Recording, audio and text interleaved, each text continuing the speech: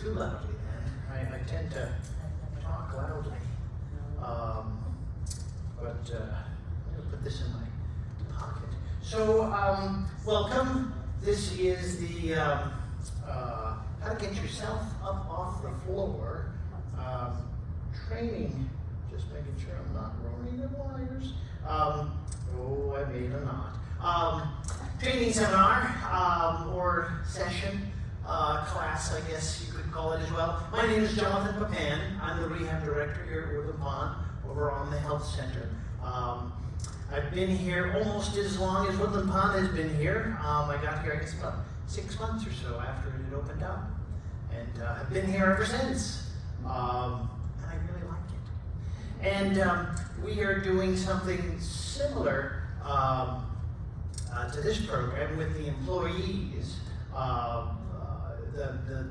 I guess over here we don't have too many clinical staff members, but employees of the maintenance department, the housekeeping department, the dietary staff. So in case, which trains folks how to do this procedure if folks fall and are uninjured.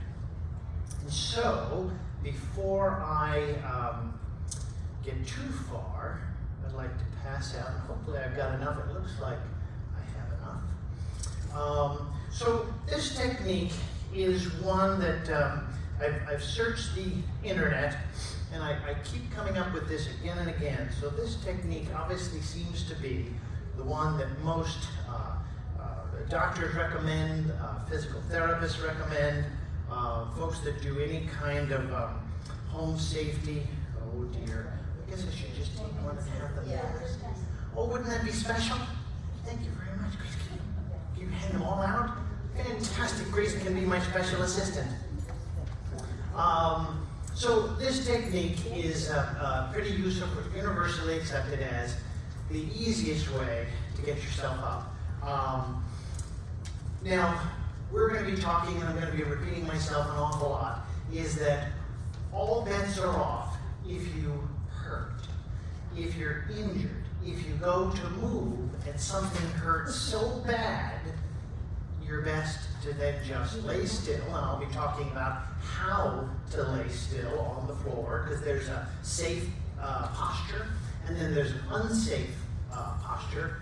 There's really posture position to be on the floor and to activate your PERS.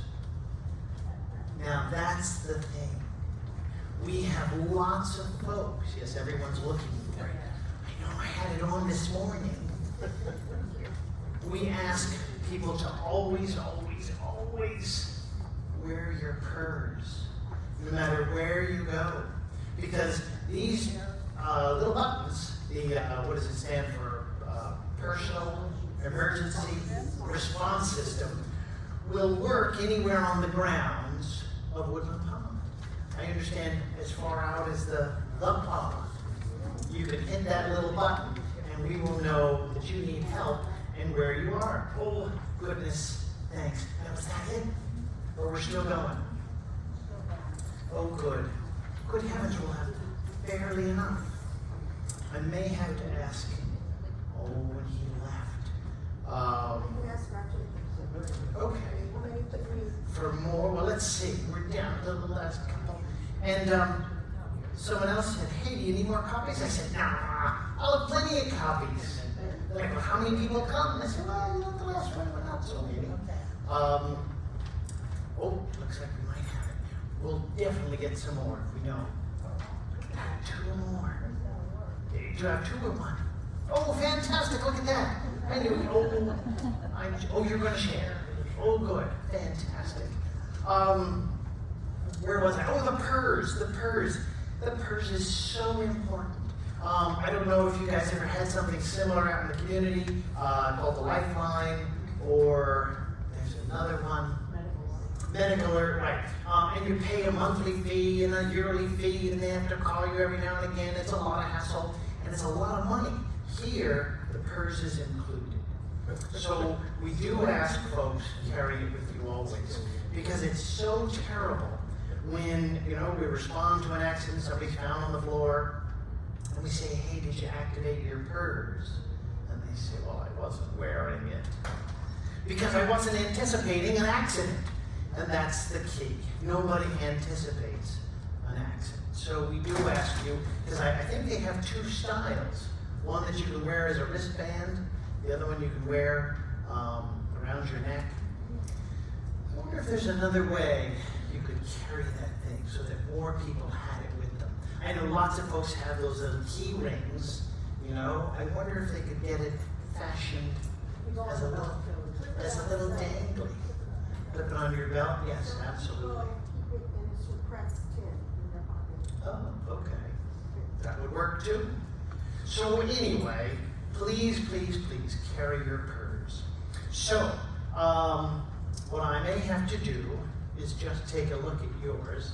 The person is on the floor. Okay, so, you know, most falls, again, happen when we're not anticipating. We're moving too quickly, we get up out of bed, we feel a little lightheaded, we're running for the phone. Sometimes we just are stepping sideways, getting up out of the dining room chair, and we stumble and we fall. And so we end up usually kind of in a heap. Hopefully we haven't hit anything on the way down, but most folks end up something like this. And they think, oh geez, I just fell. Who am I going to have to tell? And am I going to be in trouble? So the first thing to do is just relax. Because when you fall, it's very frightening. You may have hurt something, you may not. But your adrenaline is going to be going like crazy. So you need to just take a little moment. Now, this is where this position comes into play. If I stay here very long on the hard floor, even with thicker carpeting, which this really isn't, I run the risk of hurting my hip and my shoulder and causing serious damage just because I'm sitting on it. So what I want to do is, if possible, I want to roll onto my back. And sometimes it feels better to have your knees bent. Some folks feel better to put their legs out. But I want to get into this position because this is the safest for my body. There is a condition called rhabdomyolysis, which is a condition where our flesh is being crushed.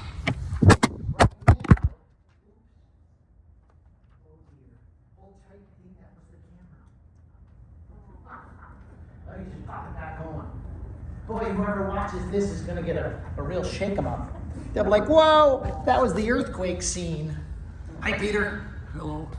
All right, so I'm gonna pop that up here. Sorry, I wasn't watching. Oh, no worries. No worries. Just, oh, well, let's see. Oh, there's my thumb. Oh, dear.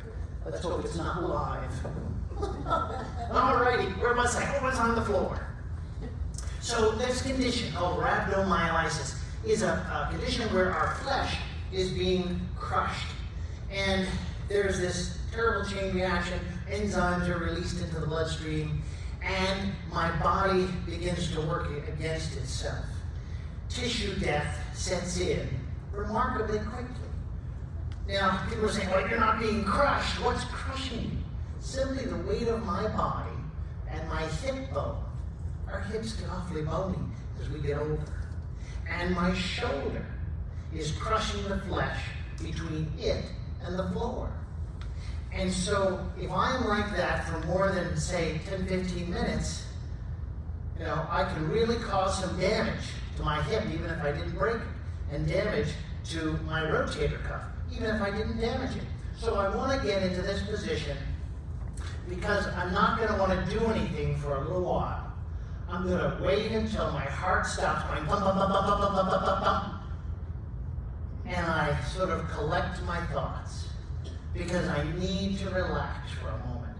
Falling really, really sucks. If anyone has fallen, I'm sure you can attest. It's a real drag to fall. So the biggest thing is I need to relax because with this adrenaline running, coursing through my bloodstream, I could perhaps do something that I wouldn't ordinarily be able to do. And folks are like, well, why is that a bad thing? Well, let's say I fractured something, and with this adrenaline rush that I have, maybe I can get up, but I may be damaging something that I really hurt. So it's important that once you're on the floor, oh geez, that I roll over and I say, okay, I fell, am I hurt? That is the one thing we want to do. Now, you're going to be sore. Yes, yes. Suppose you fall on a spot where you don't have room to stretch. Yeah, we have had folks that have fallen between the toilet and the wall. And that's very unpleasant. You gotta hit the purse. You gotta hit the purse. Yeah, you don't want to be one of these folks. And working in rehab, I hear a lot of terrible stories, of someone who, in here, I don't think you could be any more than so many hours on the floor because they check on you if they don't see you. Out in the community, of course, we've had folks lay on the floor for days. Yeah, and after a certain point, of course, you don't survive. Even if you're uninjured, but you can't get up. So if you're in a real tight spot, yeah, that's a tricky thing. I mean, hopefully you could, if I fell next to this chair, maybe I could move it away so that I'd have a little bit more room. What I might be able to do is switch a little bit, so that I could get onto my back. Even once I'm mostly here, I might be able to switch a little bit. Again, you want to just take your time and assess the situation and allow your heart rate to return to almost normal. It probably won't entirely. Your respirations to return. Because then you have to go through a quick self-assessment. And as I'm laying here on the floor, I have to say, well, is my arm hurt? I can move it. It's bruised. Boy, it's sore. And this arm is sore, but I can move it. I can move all my fingers. Well, how about my leg? Okay, I can bring it up and down. I can wiggle my toes. Everything's sore, but you'll know the difference between sore and I broke something. Because then you get a stabbing pain. And if you have a stabbing pain, what do? You press your purse, hooray! Fantastic. $1 million and a lifetime supply of rice-a-roni, the San Francisco treat. You hit your purse because you're wearing it all the time. Hot dog, another lifetime supply of rice-a-roni, the San Francisco treat. Okay, so I want to figure out, okay, can I move this leg? Can I move this leg?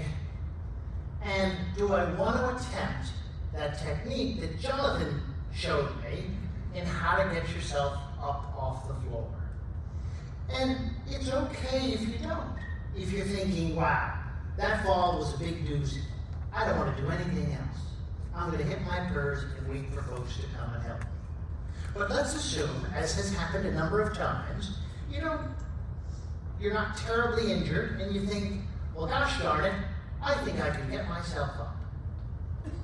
So you then try to run through the steps, because usually what happens is when you're on the floor, that adrenaline rush tends to sort of cloud your memory a little bit. So, what were those techniques that he said I needed? Well, I need a chair.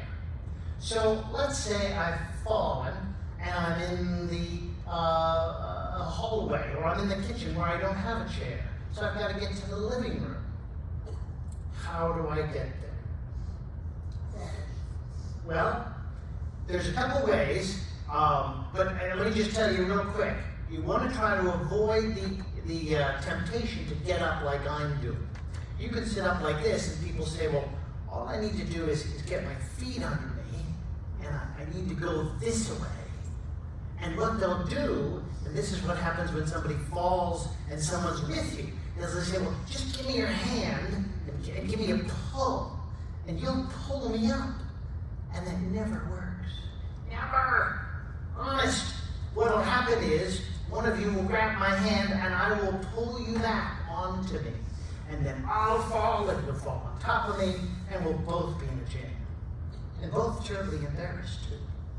So, but I do want to get to a chair. And they do say the best way is to, if you can, get up this way. Now, I'm in what's called a long sit, where my legs are straight, because I have some fairly flexible hamstrings. But some people say, oh, this really hurts behind my knees, so then we'll bend your knees. In fact, this is really the best way to move.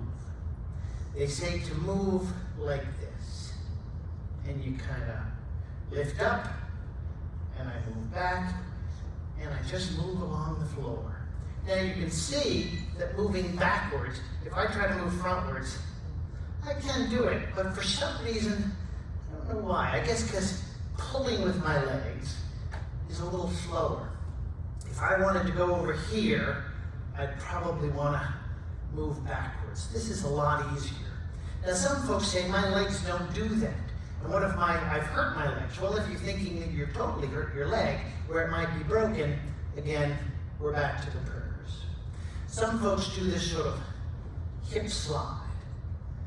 This is very slow going. We call this hiney walking, because I'm literally walking with one cheek at a time. What I don't want to do is slide myself, because in sliding myself, now if I have to, you know, it's really good to get your bottom off the floor and move along. Again, the sliding part can cause, one, some rug burn, and two, just some damage to that tissue. So anyway, here I am, and then we have, what's the next picture? Does it show the person over to the chair? Ah, okay, very good. So this is the thing. Now, this is the chair I'm going to use. I got to get my stuff off of it. So, I've gotten to the chair, and now I'm totally exhausted. So what I'm going to do is very slowly, I'm going to lay down in this safe position. Now, safe is relative because it still can be uncomfortable. But they do say, you know, this is kind of a good position for back troubles, to get your back onto something nice and firm. The problem, of course, is once you're down on the floor, it's very hard to get back up again. But we're going to do it with this chair. So I may have to stop and rest. And again, I want to always sort of do that self-check of how am I feeling. I'm next to my chair, and I don't want to be too totally close, because I have to get eventually into quadruped. That means all fours. I'm going to roll this way, but I'll roll the other way. And one thing you may want to do, and again, this is the position that most people find themselves in when you first fall. So I don't want to stay in this position for too long, mainly because it hurts my hip. But I have to figure out, can I eventually get this arm under here, and I'm sort of halfway up, and I can come up on this elbow, but I have to get on all fours, so I'm not there yet. Let's say I've gotten this far and it's just too exhausting. Once again, I hit the purrs, and I very slowly lay back down, and I say, whew, can't wait till someone comes and helps. But if I think I can make it beyond, then I'm going to try to, I'm going to turn a little bit because I want to be facing my chair. I want to get this knee up, and then I've got to come up this way. Now I'm on this elbow, and then I got to get up into quadruped, crawling all fours. It doesn't feel very good on my knees, so I don't want to stay here. And that's why a lot of people say, well, I'd get to that chair a lot faster if I got up on my knees and I walked this way. The problem is, they say you can actually pass out from the pressure on your knees in this fashion. They say, don't crawl. So, here I am, not crawling, but I'm nice and close to the chair. And then I think the next picture shows the hand on the chair. Now, I'm a little far away, Got it. So I can pull the chair closer, or I can take, if I'm up here and I'm just a little too far, I can take, a quick 1, 2. And then I get up here, and I get up here. And then for a moment, I say, woof, I've made it. The next part is a little tricky, because I have to get 1 foot on the ground. It doesn't matter which foot. They usually say it's your stronger foot. So if I have a bad hip on the left, I'm going to try to bring up my right foot. Obviously, reverse is, sorry about my tuchus there. I'll turn around and demonstrate for everybody. So I'm going to bring up the right foot. Now, most folks can't do this. And I'm kind of showing off that I can.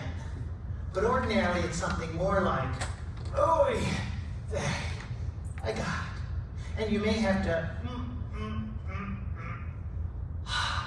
I got it. But if you can get this far, again, if you can't, if you go to get that, and you go, oh, I can't make it. This is probably not a good position to stay in, because I'm on my knees. So if I couldn't get my foot up, I'm probably not going to get in this chair. And a lot of people say, well, why can't I go up to the chair and get in it this way? That's very hard. This is like one of these exercises that people do, those chair push-up things. They call them dips. They're very difficult. I'm not sure I ever was able to do them, but it's very hard to lift yourself up onto this chair. It just isn't gonna work. So that's why that technique doesn't work. So here I am. I am able to get my leg up. And then what I want to do is I want to kind of push. And this is where people say, well, which direction do I turn toward? What I want to do is the downward leg, the left leg, is the rump that sits. So what I'm going to do is I'm going to turn toward this leg. I'm going to come up, and very ungracefully, I'm going to collapse. And I'm going to once again take a moment to see if I'm okay. Now, if you've been through all of that, I don't think you've broken anything. But again, you're probably going to be, your heart rate's going to be way up, your respiration's going to be way up. You definitely don't want to try to stand at this point. Our body has been through a lot of changes. So you want to take it, I'm going to spill my water, no, there we are. You want to take it nice and slow. And I'm there in the chair. So I can demonstrate it one more time with the other leg. So again, just to review, I've fallen. Usually people end up crumpled this way. Most times when we fall backwards or to the side. The only time we really fall forwards is when we're walking along at a good clip and we trip and we fall. We often end up with broken elbows, broken wrists, oftentimes a broken nose. We've had folks that have fallen and they couldn't stop themselves quickly enough. They ended up smacking their nose. So I'm here, I do a quick check, I make sure that I'm okay. Then, and this sometimes is hard, because if I'm not next to a chair, I need to get to a chair.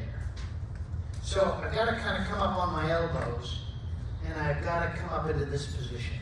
And this is where I can move, and I can move, and then get closer. And that's probably the hardest thing. It would be great if we always just fell right next to a chair. A big sturdy chair. And only better than that, of course, is never falling. Oh, I'm dangling my cord. Okay, so, and the weird thing is, of course, again, you want to resist the temptation to think, well, I'm up like this, and I'm feeling okay, I can get up. Now, if you don't want to get back down and rest, if you only had to go a short distance, you could go from this position into your kneeling position. This is the tough part, because now I've got to get, same thing, is when I'm over on here. and I switch my legs around. That maneuver is a little tough. I'll do it to this side. I'm here, and then I have to somehow get my elbow under me. Now some folks kind of get elbow. That's okay too, but eventually I have to kind of stick my butt out, bring it back, get my hand here, get this closer, get my hand here, get this closer, and then I'm there. So how you get into that all fours position, there's a lot of variation, and it's all okay. And I've only done it when, of course, I'm ready with my chair. And then I'm going to come up with my elbows here. I have to get a little closer, and instead of my right leg this time, I'm going to lift up my left leg. I'm going to give it a boost. I'm going to get it nice and solid. And I don't want to turn in this direction because I'm going to get all tangled. My right bottom is going to be the landing bottom. And I can do this as ungraceful as possible. You know, I can grab here, I can grab here, I can shout, I can make noise, oof.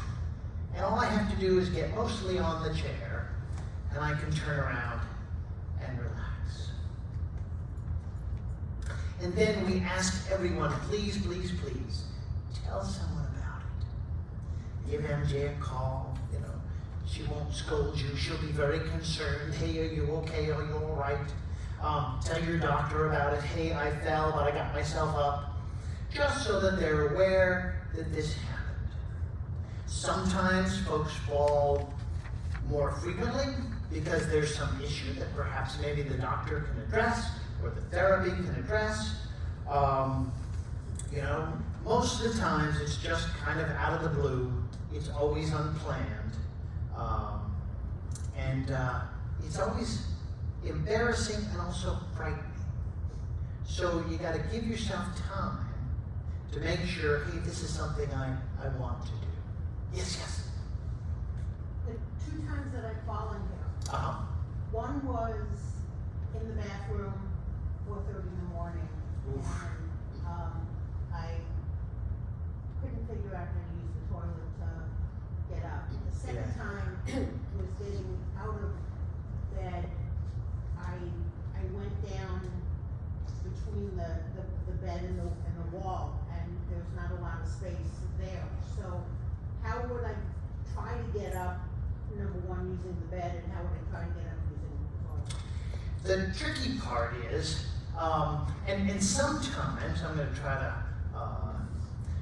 demonstrate this. Let's assume, well, let's see, I have to do it kind of, this is the wall, and this is my bed. So I kind of fell in this area. So the problem is, here I am, I've fallen, and... No, I went down sitting. Oh, good heavens. Like that. Like this. And the wall was just kind of crumpled in here. Well, you'd have to really get out the end of the bed. There's just not enough room. So what I'd have to do is maybe, first of all, just kind of get myself, I'm gonna unplug myself, get myself into that position on the floor, because being in between the bed and the wall, I'm sure must have been very frightening. And that's the thing that you kind of have to sort of regroup and say, well, am I too frightened to do anything else? Am I too sore to do anything else? Or shall I try? And in this position, I can, rest a moment next to the bed, next to the wall, and if I decide I'm going to shoot for getting myself up, I can come up to my elbows. And again, this is not the easiest position to be in either. And so I've got to come up, and I've got to head to the bottom of the bed. Because if I'm next to the wall, depending on how far your bed is, I might be able to, again, only if I had enough room, get into this position and then get back onto the bed. And some people have literally, let's assume this is the bed this away, because beds are pretty high, they get up like this, they gotta bring that one leg up, and then they just kind of catapult themselves onto the bed. And that's okay, because I'm on the bed. And as long as I've got enough body on the bed, that I don't immediately slide back down again. But I do have to roll over, of course, or I have to kind of work my legs up into the bed. But you can use the bed like the chair. But you have to have enough room, depending on how much room you've got between your bed and the wall. You have to have enough room for your feet. Well, the one time I fell, my person was dead. Oh dear. I sat there for 3 hours. Good heavens. I'm not aware that PERS died. I guess they have a little battery. They got a battery. Oh. Well, since then they've been calling you, your battery is low. Ah. But before that, they didn't do that, and it was Oh dead. dear. Well, I'm certainly sorry to hear, but it sounds like your situation may have been the one that prompted this sort of, call right before or right at the time where the PERS battery is running low. Did anyone else have any questions or comments? I was asked at one of these trainings, why don't I spend more time teaching people how not to fall? And I thought, well, that is a good strategy. The problem is people who are even, quote unquote able-bodied, balance is top-notch. Folks fall at any age and any location. It's just one of those things, kind of like a car accident. Hopefully nobody has ever had to be or ever will be in a car accident. The problem is that to be a good driver, one of the things to know is, well, how do I respond in an emergency situation? Some evasive driving techniques, or just keeping lots of space between you and the other cars. It just helps us all make better decisions sometimes. But I'm definitely all in favor of that. Any other questions or comments? Jonathan? Yes. I work with new residents a lot, and Uh-huh. I tell them, if you see somebody who has fallen, it's natural to want to help them. Yes. Do not help them. Call emergency if they have a purse or whatever, but people need to know that.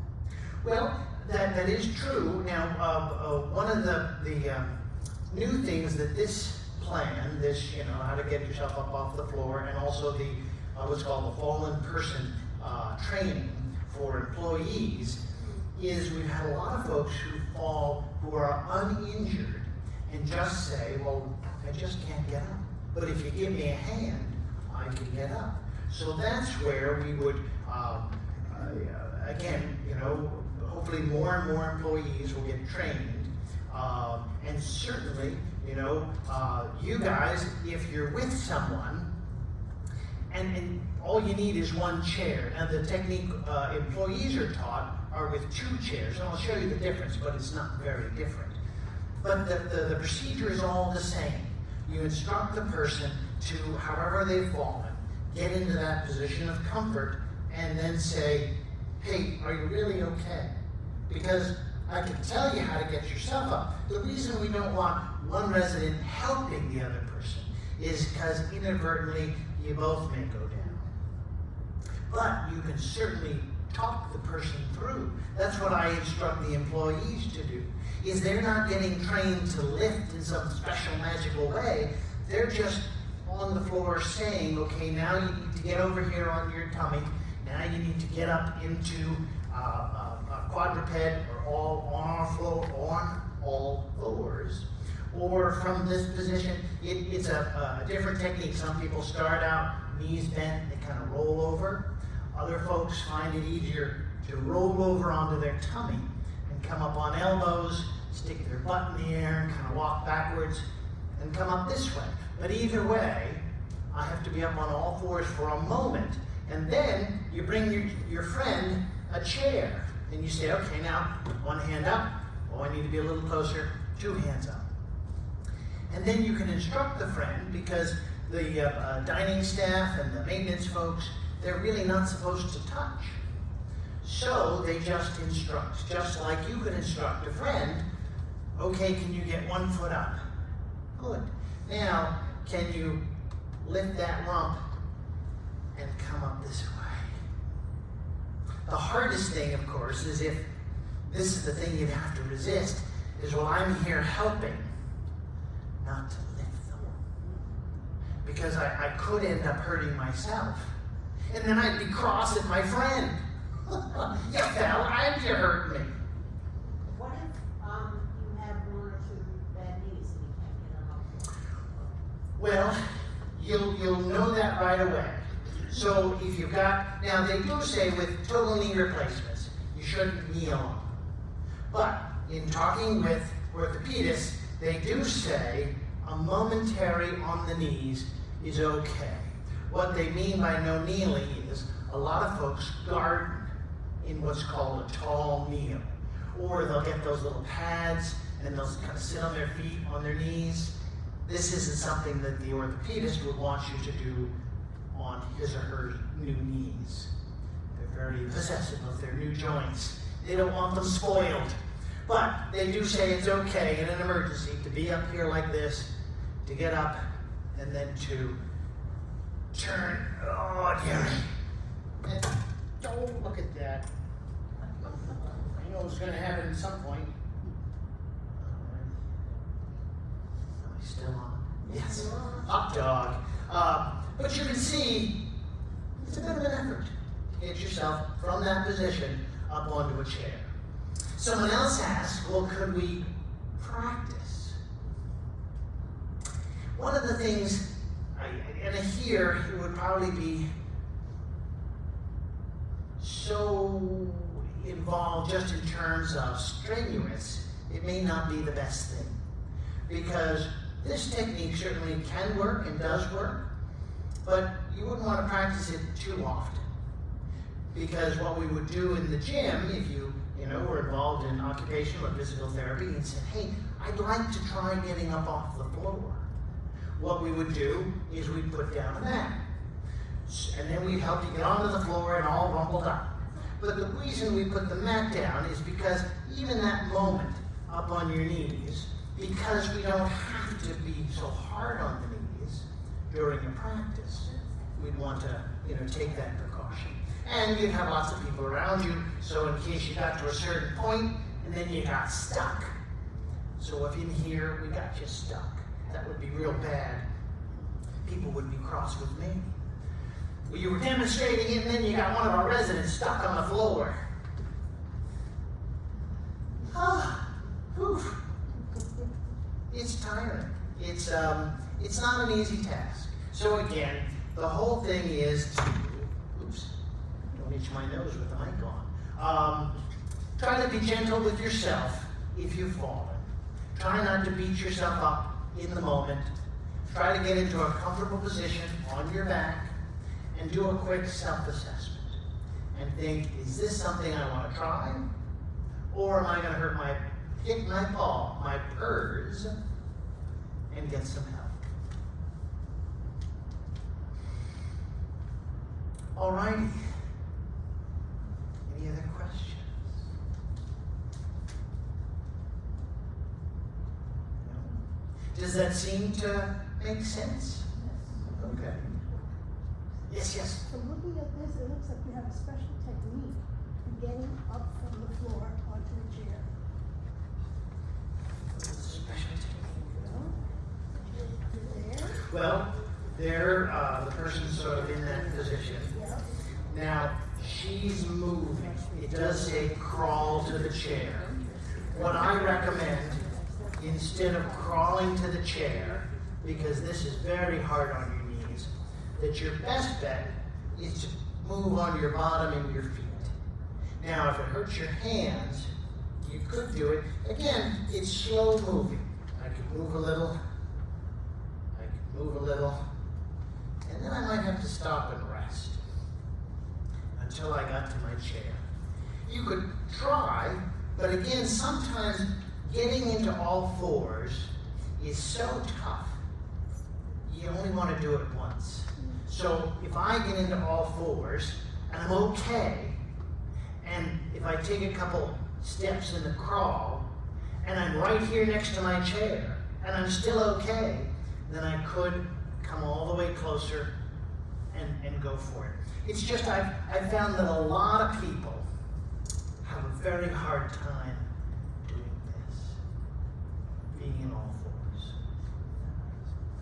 Yeah, it kind of hurts your wrists a bit, kind of hurts the knees. And again, so you want to limit.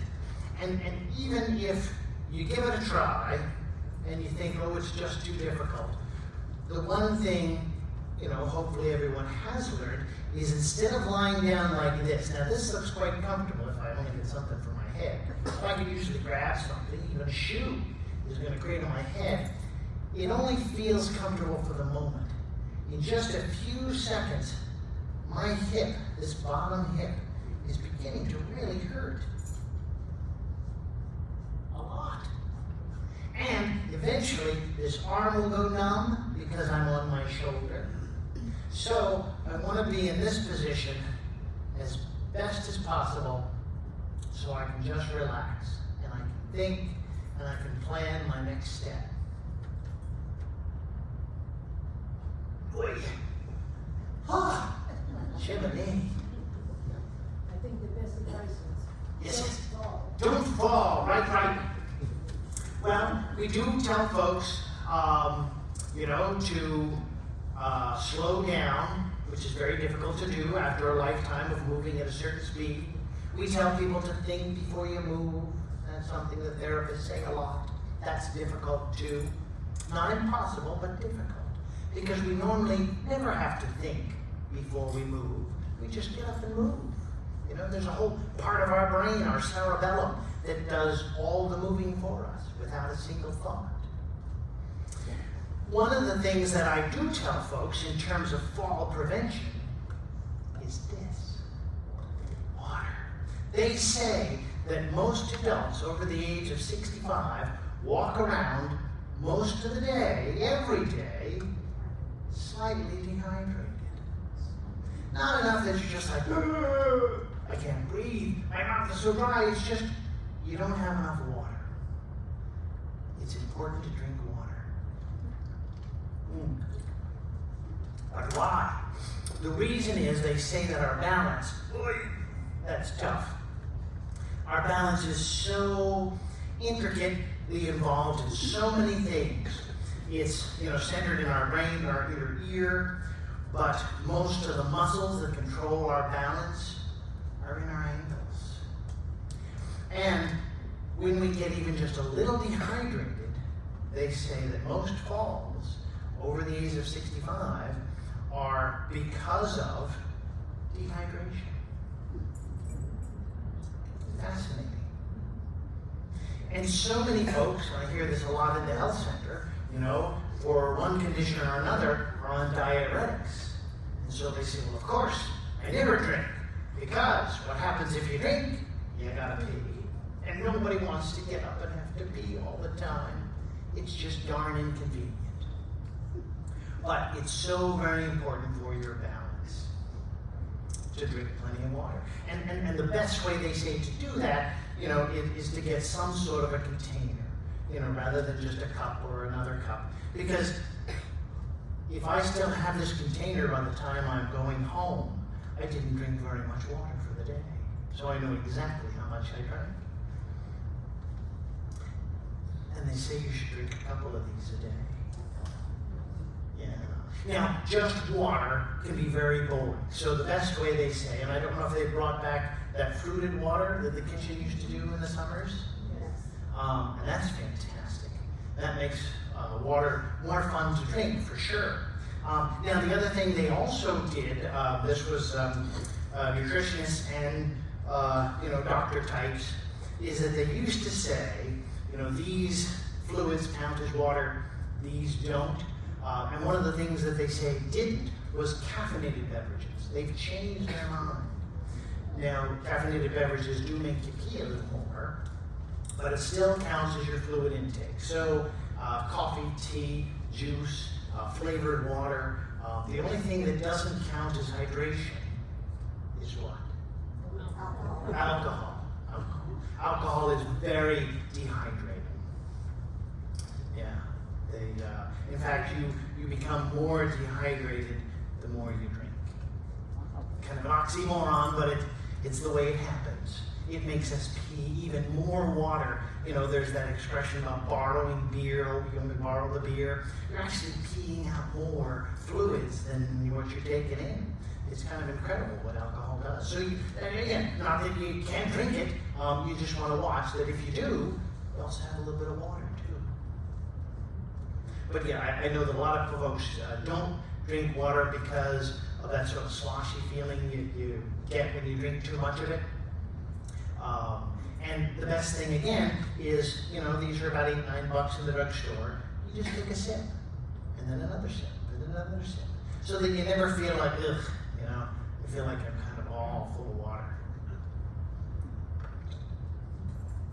Good stuff.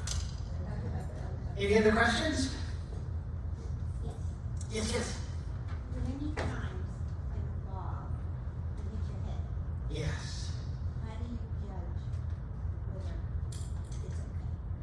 Well, that's where you really want to kind of take your time and get into a comfortable position on your back and sort of think, you know, well, how does my head hurt?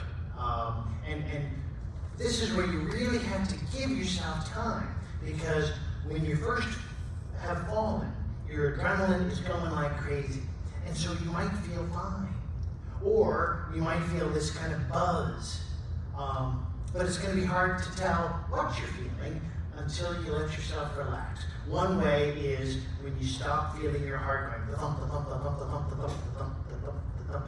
When it starts to calm down, the adrenaline has begun to be metabolized and stop. So you really may need to wait until your heart rate returns to, you know, what might be sort of normal-ish. You'll know the difference, you know, because when we're falling, it's pretty anxiety provoking.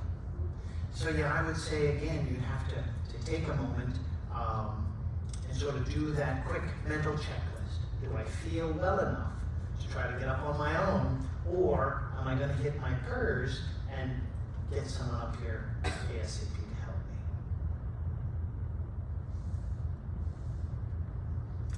me? Oh, I'm sorry. Hello. How many glasses of water do you suggest there?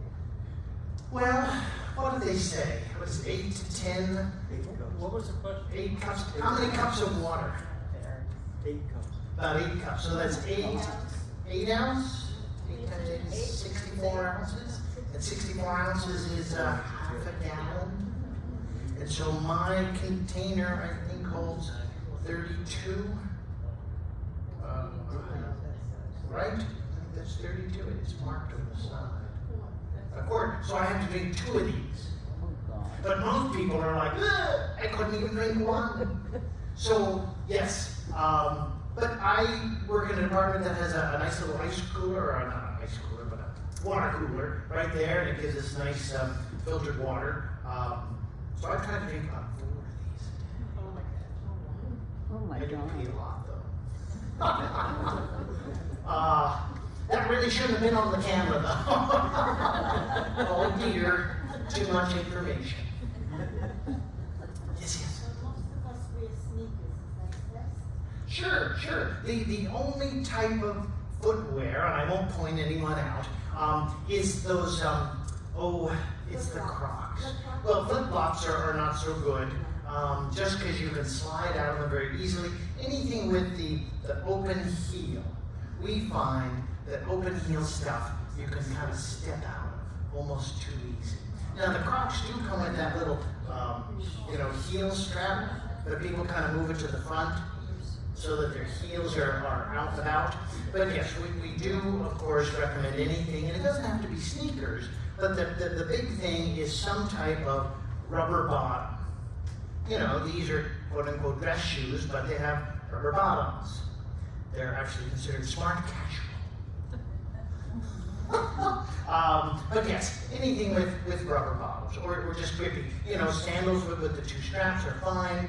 You know, it's got a cork upper, but the bottom part, I think they're made by the tire company.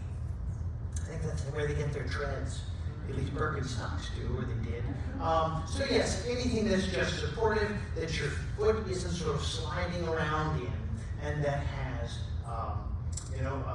some gription to it. And that is a real word, gription, I think. Anyway, so was this helpful? Yes. Oh, good. Well, thanks. Good heavens. I was in a round for applause, but I do want it to be helpful. And certainly if you guys have any questions, most of you know where I am, down there in the health center, the rehab department. Yes. One more question. Sure. How do you get that fruited water you got? The fruited water. Well, they used to set it out in the pub. Now they used to. We may want to talk to Kara about it. They used to keep one up outside the great room and also outside the concierge, where the main desk there at the health center where Kelly sits. There used to always be that. When when the pandemic came, all those communal watering places had to be gotten rid of. But I think they're bringing them back. So yeah, it'd be great to get one up by the great room for the assisted living folks, and one downstairs next to the front porch. I do know, I think they put a water cooler out on the front porch by the health center. But yeah, that In front of the great room, the water comes out of the wall. What's that? The water comes out of the wall. Well, it's connected to the wall. The water goes in the machine. Oh. Where's that? Out of the great room on the left wall. Oh, really? Yes. They put a spigot there? No, they got a thing sitting there. Oh, okay. But the water comes out of a pipe. Wow. Maybe so. I don't know. We'll have to check it out. Outside the great room. But yes, that would be great. And we can certainly talk to And you get hot water out Kara, a dietitian, about getting some. There's hot and cold coming out. Oh, okay. Well, maybe they put one of those coolers like we have down in the gym. Jonathan, some people may have a desk chair with wheels. Yes. You would have to pick a different chair. That's the tricky part. Yeah, we don't often recommend office chairs with wheels, even just for sitting on them. Just because, and usually if we're doing some sort of a home eval where we're getting you back into your apartment and your favorite chair swivels and has wheels, we'll usually tell you to back it up either against the desk or into a corner or against the wall, then get into it, and then you can scoot and swivel all you want. You just have to be very careful with swiveling, scooting office chairs. But yeah, I definitely wouldn't pick that as the chair that's going to assist you in getting off the floor. It's going to scoot or swivel at the wrong time and dump you. Right. Alrighty. Well, did anyone not get one of the handouts? Right here. Because, Linda. Well, I'll have to get it. Oh, super keen. I came with just about exactly the right number of handouts. So next time I will bring double the amount. Alrighty. Well, thanks again. Thank you.